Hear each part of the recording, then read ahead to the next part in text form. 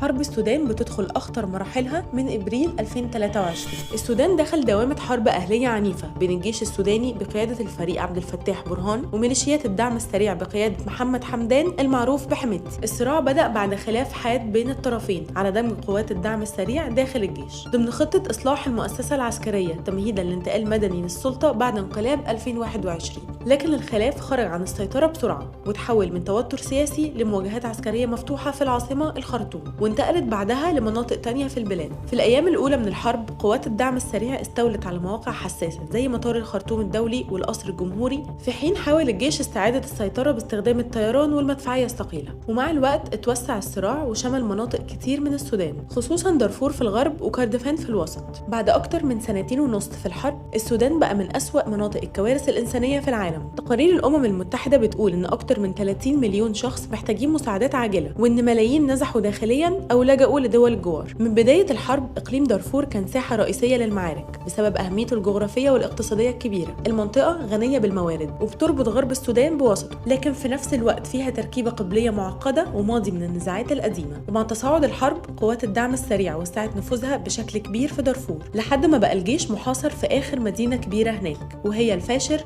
عاصمة شمال دارفور. خلال الشهور الأخيرة المعركة في الفاشر وصلت لذروتها. القوات المتحاربة استخدمت كل أنواع الأسلحة من طيران والمدفعية لهجمات برية شرسة داخل الأحياء السكنية. ومع نهاية أكتوبر 2025 قوات الدعم السريع أعلنت سيطرتها الكاملة على المدينة، وده يعتبر أكبر تقدم ليها من بداية الحرب. السيطرة على الفاشر مش مجرد انتصار ميداني، دي نقطة تحول استراتيجية ممكن تغير خريطة الحرب بالكامل. وسط كل ده المدنيين هم الضحية الأكبر. مدن كاملة اتدمرت، ناس بتجري من بيتها بدون أكل ولا دواء، ودارفور بقت واحدة من أخطر مناطق العالم. حتى المنظمات الإنسانية بقت بتقول إنها مش قادرة تدخل مناطق كتير بسبب الحرب. اللي بيحصل في الفاشر النهاردة مش مجرد معركة، دي محطة مفصلية في حرب بتهدد وجود السودان نفسه كدولة موحدة. والسؤال دلوقتي، هل في أمل إن الحرب دي تخلص قريب ولا السودان داخل على مرحلة جديدة من الانقسام؟